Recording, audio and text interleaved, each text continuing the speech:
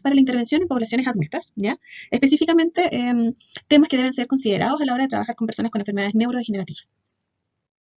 Bueno, vamos a ir por orden, vamos a ir con la evaluación, ¿cierto? Diagnóstico y tratamiento. ¿Qué tenemos entonces que tener en cuenta a la hora de evaluar esta población? Bueno, lo primero siempre es muy relevante el contexto, ¿ya?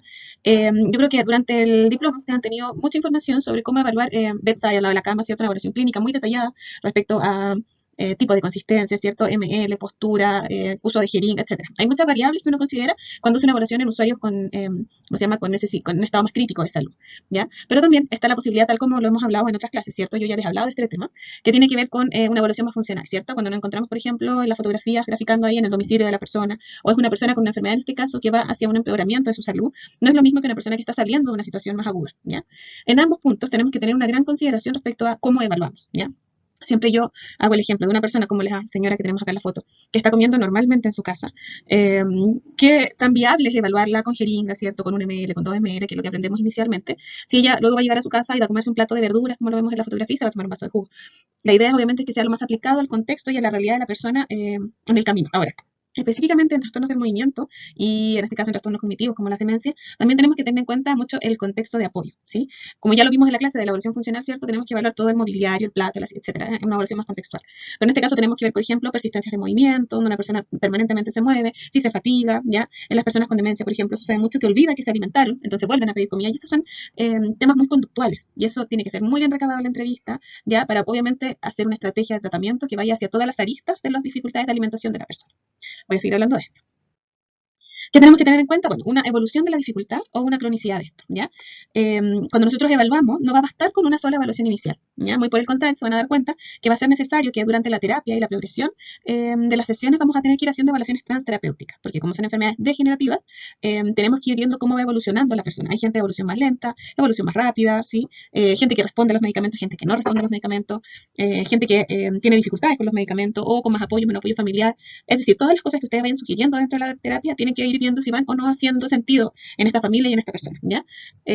Puede ser que ustedes de verdad lo estén haciendo bien desde lo que han aprendido en cuanto a, no sé, a qué estrategia sugerir, ¿cierto? A las ayudas técnicas, a la educación que han hecho, pero algo no está evolucionando bien. ¿Qué será? ¿Ya? Tratar de reevaluar cuáles son las cosas que podemos mejorar y que muchas veces no tienen necesariamente que ver con las herramientas que nosotros tenemos, sino cómo la familia está entendiendo lo que tiene que hacer, si les hace sentido o no. A veces a uno le dicen que sí, pero uno se da cuenta que realmente no lo están implementando, una, porque no pueden quizá, no tienen la materialidad para hacerlo, o porque no les hace sentido, ¿sí? Entonces tenemos que acercarnos mucho a la idea de esta evolución o cronicidad. Cuando tenemos un trastorno crónico, ¿ya? Todas las estrategias tienen que ser bien aprendidas y puestas en práctica permanentemente, ¿ya? Y probablemente vamos a ir modificando estas estrategias, ¿ya? Yo recuerdo que, por ejemplo, con un usuario, ya utilizábamos al principio vaso con bombilla, una bombilla típica, de plástico, de largo típico, vaso típico, y tuvimos que ir modificando el vaso, fuimos acortando en la medida que le costó más succionar, acortando la bombilla, ¿se acuerdan? Más gruesa la bombilla, más larga, más dificultad de succión, más delgada, más corta, menos esfuerzo al succionar. Entonces tenemos que ir adaptando, ¿ya? Y vamos a ir viendo eso nosotros, nosotras, ¿cierto? A la medida que vamos conociendo a la persona. Entonces, un trastorno crónico implica que hay una presencia permanente de la evaluación en el tratamiento. Ahora, bueno, el contexto de mejora empeora, ¿sí? Ustedes se imaginarán, claro, está en una situación donde siempre estamos empeorando, ¿ya? Lo cual es cierto, pero, ¿ya? Muchas de nuestras estrategias en ocasiones mejoran la situación en la que estamos enfrentando, ¿sí? Así que en esta perspectiva tenemos que, obviamente, dejar el espacio para esta mejora, ¿sí? Por ejemplo, si, no sé, hicimos una modificación de consistencia, se educó a la familia, ¿cómo se llama? El entorno está participando mal, las ayudas técnicas, todo eso está funcionando maravilloso, ¿sí? Se hace hincapié en esta mejora y quizás en 2 meses más tenemos que hacer modificaciones, pero nos vamos dando cuenta que también nuestra intervención puede ser hacia lo positivo, ¿ya? No solamente pensar siempre en lo negativo, porque a veces cuando se trabaja con estas personas, muchos profesionales y muchas profesionales tienden a plantear siempre lo negativo. Bueno, como esto es degenerativo, como esto es crónico, ¿sí? Lo que podemos es quizás mantener, ¿sí? Entonces, vamos viendo que hay cosas que podemos hacer, ¿ya? Y eso es positivo siempre, ¿ya? Para que también ahí la visión con que plantea las cosas es sumamente importante. Ahora, aquí hay sugerencias dentro de mi experiencia que les puedo sugerir que en el fondo se puedan cuestionar. ¿Para qué evaluar? ¿Sí? Muchas veces me tocaba ver evaluaciones como sin sentido, en cuanto a que era como la pauta dice que tengo que evaluar esto, pero no me quedaba claro si con lo que estaban haciendo realmente lo estaban evaluando y estaban obteniendo la información que querían evaluar. ¿Sí? Entonces, no sé, la pauta dice que tiene que sacar la lengua de lado a lado y eso me va a permitir. Y entonces decían, ya mueva la lengua y a veces no los miraban, y solo lo anotaban, ¿ya? ¿A dónde voy con esto? ¿Ya? Es que si hacen algo, le piden a la persona que haga algo, es porque tiene que tener un sentido eso. Me va a entregar una información que me va a servir. Entonces, piensen muy bien, ¿para qué evalúo? ¿Y cómo voy a evaluar? ¿Sí? ¿Me va a servir que mueva la lengua o necesito ver eso en función? Entonces lo voy a hacer con empuje. Entonces con mi mano voy a tratar de calibrar cómo está la fuerza. O más bien, voy a ver la fuerza a la hora de la dilución. Entonces voy a observar cuando está diluteando. O quiero ver esta fuerza en contraposición a otro elemento. O quiero ver en realidad la fatiga. ¿Se entiende? según la situación de salud que estamos enfrentando, el momento de la situación de salud, es que yo voy a pensar para qué lo voy a evaluar.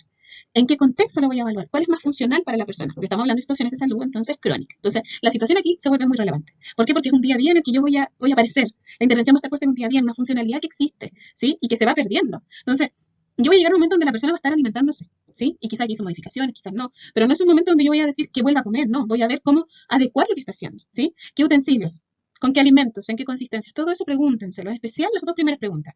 ¿Para qué y cómo? Ya pónganlo en contexto, ¿sí? Y vean bien si tienen que hacer una pauta de 3 horas o basta con hacer algo que me va a permitir verlo. Desen permiso a veces en cuanto a la experiencia. La experiencia nos va dando más capacidad observativa, ¿cierto? De hacer un resumen de la evaluación, de saber qué es prioritario y qué no, ¿cierto? Para poder, en el fondo, saber cómo continuar. De aquí es donde también cuestiono. ¿Para qué evaluar? ¿Para hacer un diagnóstico? ¿Para poder hacer la intervención? Las dos anteriores, ¿ya?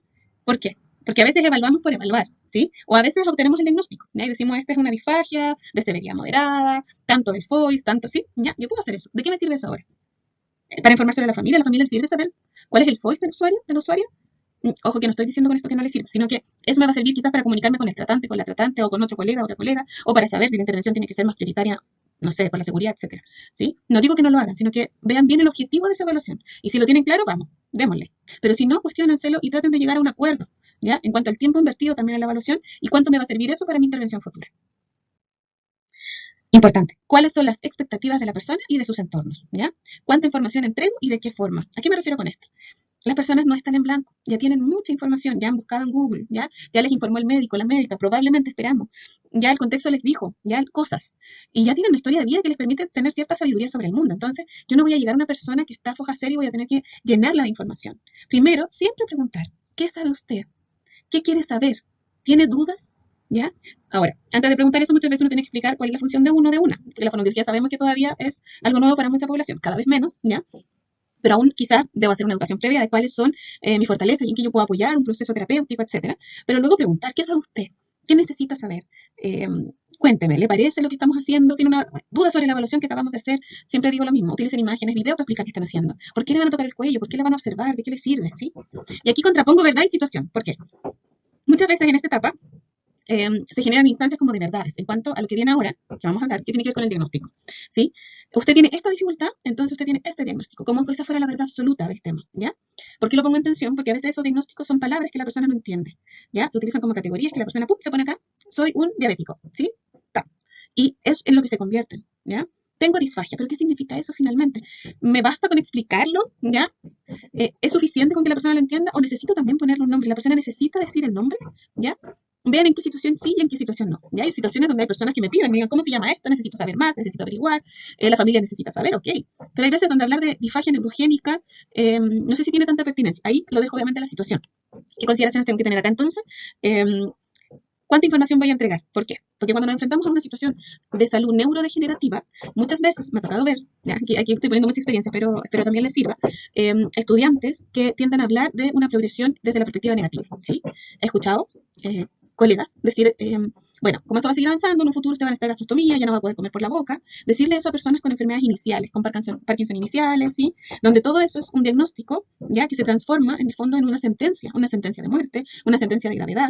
Entonces, nuevamente ahí el cuestionamiento ¿es pertinente entregar esta información en este momento? ¿Ya? ¿Es verdad que va a usar gastrostomía o quizás no? Todo el mundo usa gastrostomía al final de una enfermedad de Parkinson, ¿ya? ¿Por qué se los digo? Porque les cuento esta experiencia. Porque es sumamente importante que ustedes comprendan el papel que pueden tener en la vida de alguien, la situación de poder en la que ustedes están. Es por eso la imagen de esta persona, ¿sí? Ustedes tienen una situación de poder como profesionales de la salud. Esa situación lo que hace es que la gente escuche lo que ustedes dicen, ¿sí? Y quizás les haga más sentido y lo valoren más que quizás otras opiniones, ¿sí?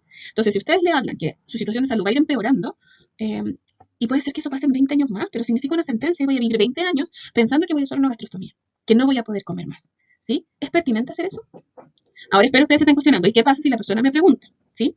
Ahí, lo que yo hago, lo que yo sugiero, ¿ya? Porque obviamente lo que yo digo tampoco es la verdad, sino es mi experiencia. Yo hablo de las verdades desde la estadística, desde la historia, en el fondo, desde la experiencia. Si me preguntan qué le va a pasar a esa persona, les digo no sé. Ya bola de cristal no tengo, pero lo que sí les puedo decir quizás es lo que dicen los libros, lo que he visto en otras personas con el mismo diagnóstico. Pero si le va a pasar a usted, yo eso no se lo puedo asegurar porque no lo sé, ¿sí? Pero siempre tratar de dejarlo a lo subjetivo, no a lo objetivo, no decir usted en 2 años más no come, por ejemplo, no, nunca eso nunca lo he escuchado, pero pudiera suceder o no. Ya, mucho ojo entonces con las sentencias a largo plazo en enfermedades neurodegenerativas. Ojo con cuánta información entrega y de qué forma la hacen. Lo hacen. Ahora el tema del diagnóstico. Bueno, ya lo adelanté un poco, que tiene que ver con la utilidad de un diagnóstico. Cuestiónense para qué sirve un diagnóstico. Ya lo dijimos, ¿cierto? Lenguaje común con colegas, con otros profesionales de la salud, que a veces permite optar, por ejemplo, a terapias, para conocer la gravedad y poder haciendo un baseline, ¿cierto? Poder ir comparando la evaluación y decir, ya, partimos en un tanto y la persona ha ido evolucionando bien, mal, ¿cierto? Súper bien, para eso me sirve. Pero ahí, ojo, entonces, con cuánto le devuelvo al sujeto que tengo enfrente, a la persona que tengo enfrente, ¿sí? Vean si realmente es muy útil o no es tan útil ese diagnóstico en ese contexto. Bueno, siempre pongo esta imagen para que se acuerden de mí, que cuando uno trabaja con estas personas con enfermedades degenerativas, es como subirse a una micro que van dando, ¿ya? La micro no se va a detener para que ustedes evalúen. Ustedes necesitan ir corriendo al ritmo, ¿sí? Entonces necesitan flexibilidad para ir cambiando los planes. Un día quizás llegaban con una terapia, pero la persona en la mañana amaneció mal o tuvo alguna complicación de otro tipo y van a tener que adaptar la terapia de otra forma. Eh, Van a tener que adaptarse a los años de evolución. Ya yo trabajé con personas 5 años, 6 años, y creo que la persona que más trabajé fueron 6 años, acompañándola hasta el día de su muerte. La veía una o dos veces a la semana, teniendo situaciones, son 6 años, ¿ya? En este caso, no, 7 años fueron, 7 años. Eh, Ella me vio embarazada, tuve un reemplazo en mi pre y en mi postnatal, luego volví, yo lo vi cuando, no sé, se casó su hijo, etcétera. Y uno va siguiendo una historia, ya va acompañando a una persona en un proceso, por lo menos yo tenía esa fortuna, ¿sí? De poder acompañar a muchas personas a domicilio y otras personas en clínica. Eh, Muchas veces los procesos finales ya se volvían más a domicilio, pero claro, son largos y son muy flexibles, ¿sí? Yo a veces llegaba algo súper preparado y había amanecido mal y en realidad quería hacer otra cosa, a veces solo quería hablar, eh, a veces había comido y le había ido mal con las recomendaciones y había que cambiar en el momento, ¿ya? Etcétera. Siempre piensen en esto, esto va andando y yo tengo que tener la flexibilidad de ir acompañando un proceso que no para. Súper importante la comunicación con el equipo de salud, ¿ya? Primero, ¿cuál es nuestra función acá? ¿Desde dónde nos estamos parando para nuestra función? Puse ese ejemplo de come no come, creo que quizás, no sé, se los conté en otra oportunidad, si los aburro ahí, salten esa parte. Trabajé en una UPC, ya en una clínica, que fue una experiencia breve, debo decir, que no estuve mucho tiempo porque no me gustó, pero recuerdo un médico donde, bueno, yo siempre he sido igual en cuanto a la evaluación, a la mirada integral, ¿cierto? Si bien hacía una evaluación de la dilución, obviamente veía otros muchos parámetros que estaban ahí, y yo empezaba a hablarle, bueno, está solo acá, no tiene familia que lo venga a ver, en ese contexto. Yo hablaba y él me miraba con una cara súper impaciente, actitud corporal impaciente. Y él me decía, Sara, disculpe, pero dime, ¿come o no come? ¿Le pongo o no le pongo gastro? Entonces, mi sensación ahí era como, chuta, eso es decir, gastro o no. No hay nada más que yo tenga que decir en torno a esto. No es, mira, es gastro en la circunstancia de que no haya más apoyo y que esto va a ser por un plazo y luego va a poder venir a terapia, pero si él no puede acceder, entonces en realidad las circunstancias son otras, ¿sí? Porque no creo que la respuesta sea tan limitada a come o no come, ¿sí? Bueno, por eso lo pongo de ejemplo. ¿Cuál es nuestra función en este equipo? Nuestra función tiene que ver con una cosa más de emergencia, ¿ya? De dar esta información, o voy acompañando un proceso. En ese acompañamiento de proceso, si bien acompaño la dilución, el proceso de alimentación, la comunicación, como desde mi perfil más disciplinar, quizás también, no sé, yo me acuerdo en el equipo de trabajo que tuve la fortuna de participar, si tú como fono tenías más vínculo, a veces terminabas haciendo como cosas de kin, entre paréntesis, ya la postura, algún movimiento que le facilitara acercarse a algo, especialmente con los trastornos de movimiento. Uno aprende mucho ahí cuando se quedan en freezing, etcétera. Con las demencias también, técnicas en cuanto a cómo comunicarse con alguien, ¿ya? Cómo acercarse para que me toca trabajar con muchas personas con demencia tipo Alzheimer y muchas veces tienen periodos de enojo, ¿cierto? O de paranoia. Entonces, ¿cómo tratar eso? ¿Cómo acercarse? ¿Cómo hacer la comunicación factible para que no se enoje, para que converse contigo, para que entienda, para sacarlos a veces del momento emocional complicado, con la cuidadora, etcétera, ¿sí? Todas esas facilidades que a veces uno puede tener por trabajar en comunicación pueden ser súper útiles para el equipo. Entonces, a veces no me tengo que limitar esta mirada que tiene que ver con comunicación y deglución o alimentación, ¿sí? Sino la puedo ampliar, ¿cierto? Para poder mirar otras muchas cosas. Y bueno, dejo esta cápsula hasta acá para poder continuar en otra, esta misma temática, ¿sí? Muchas gracias por escuchar.